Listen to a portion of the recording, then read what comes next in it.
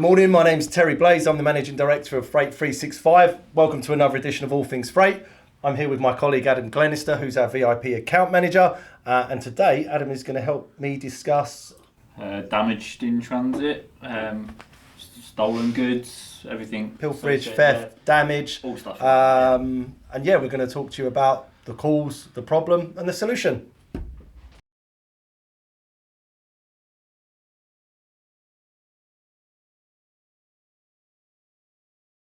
So, let's get into it, Adam.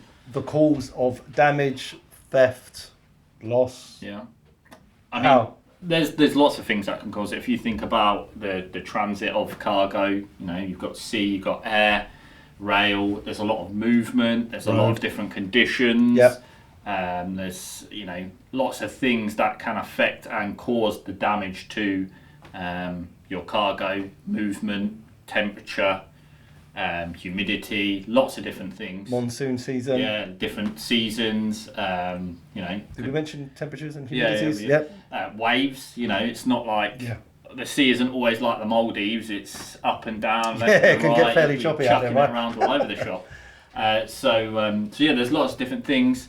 And also, as well as all of those things, handling of the cargo. The bit I just mentioned was purely from sort of loading it onto a method of transport and taking it off. There's so many different hands on your cargo and on the international supply chain that there's other ways that it can get damaged. By handling or on loading and offloading on trucks and trailers and everything like that. So it's there's lots of different ways it can be caused. And then of course you might just be unlucky. Yeah. I mean, because that happens, right? Yeah, exactly. It could just be that, or it could be not packaged correctly, as our director is saying, which we did just mention. I think we did. Yeah, I hope we did. Yeah. Thanks, James. But yeah, so packaging is also one of the things. Packaging to protect the product, and if it's insufficient packaging, then it's insufficient to protect your product. Because that is the purpose of packaging, is to protect the product. A lot of people might think that your packaging gets damaged, then that's damages that you can claim upon, but quite a lot of the time that isn't always the case, because the packaging is there to protect the product. Right. So disposable, really. Yeah, in a way, unless it's sort of even if it's like a wood crate, the purpose of that crate is to protect the product within.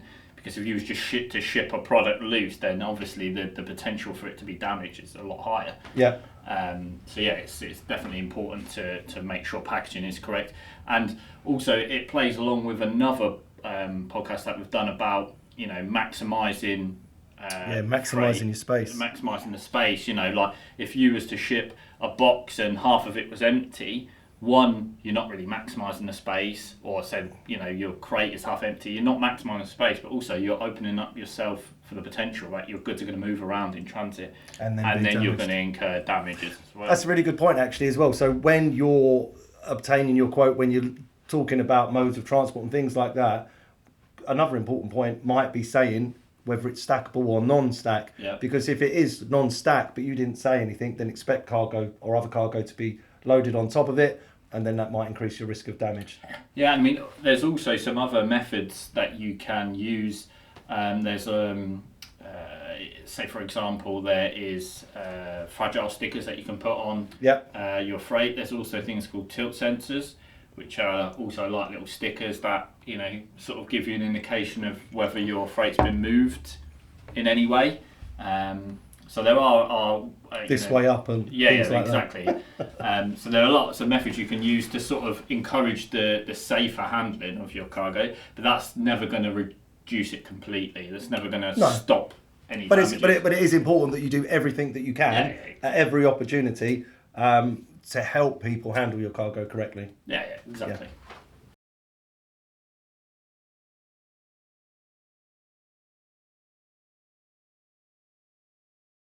So, solutions.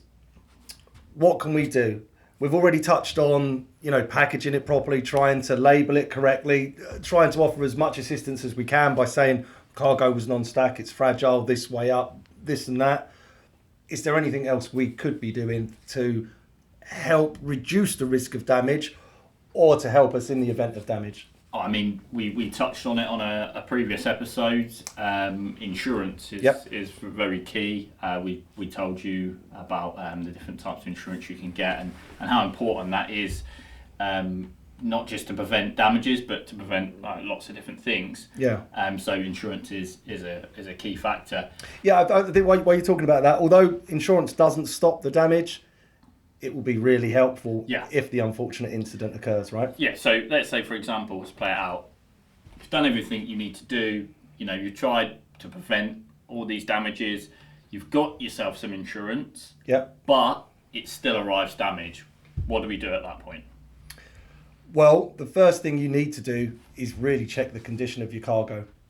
Generally, in all forms of transport, it will arrive at the agreed date and time and everything else, but inspect the cargo while it's still on the delivery vehicle.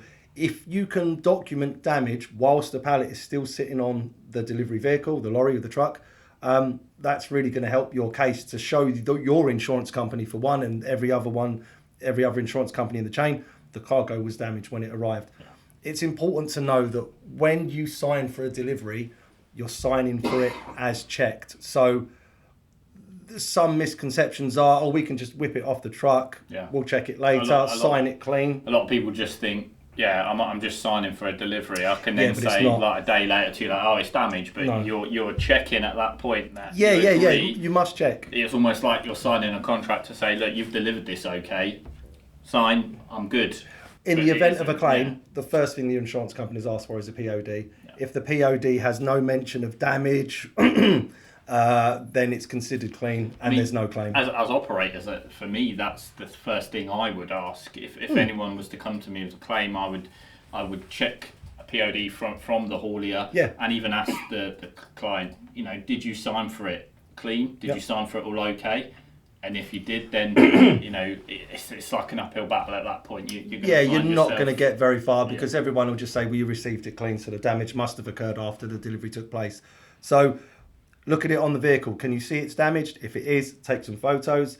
When you get it off the vehicle, check the cargo. It doesn't take 5 minutes, really, depending on how big your shipment is, obviously, and how busy that you are. But regardless of how busy you are, please check that delivery at the first available instance.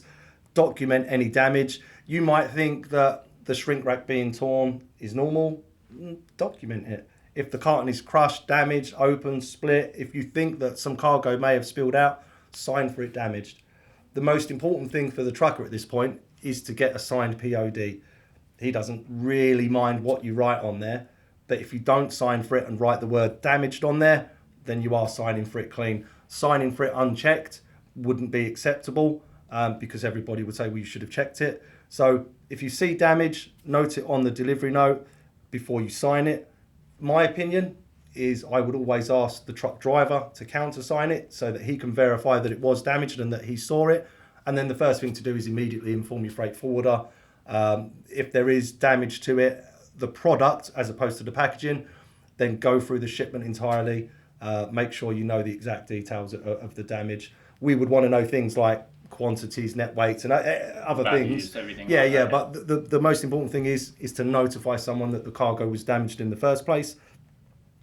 If you don't sign the delivery note, the trucker would find it very difficult to leave the premises. So although you will feel perhaps a little bit under pressure to get it signed, and of course the trucker's got other places to go, he's on a tight schedule, so help him out, check the cargo quickly, sign it accordingly, and then notify people in turn. And something to note, because we've had this very recently, damages are not just to the cargo. We've had it recently where there's been damage to some property. Yep. In which case, again, document as much of that as possible. Yes. If you've got CCTV, collate that. So it's just something to bear in mind. It's not always damage. More so, end final mile delivery. Yep. More so, where you'd get that damage, but definitely note it down. 100%. And notify someone immediately if that's what's happened. Exactly. Yeah. So we've got, to sort of summarise, the steps to take. Ensure your packaging's correct. Make sure it's been utilised. provide the sort of information to your freight forwarder, whether it's fragile, if it needs to stay upright, if it's top stack, whatever it might be. You've done all of that. You've got it insured. They're the steps you need to take. Unfortunately, sometimes that doesn't always prevent it, but that's what will give you the best possible chance to receive your freight in the condition it left the factory in, so to speak. Yeah, and prevention always better than cure. Exactly. Just one thing to note on that. I think we spoke about our previous podcast on insurance. Please give that a check. There was a lot of helpful information in that. From a freight forwarder's point of view, we would always recommend that you take out all risk insurance just in case the worst happens, because you will find it's the one you didn't insure that will probably cause you the most hassle.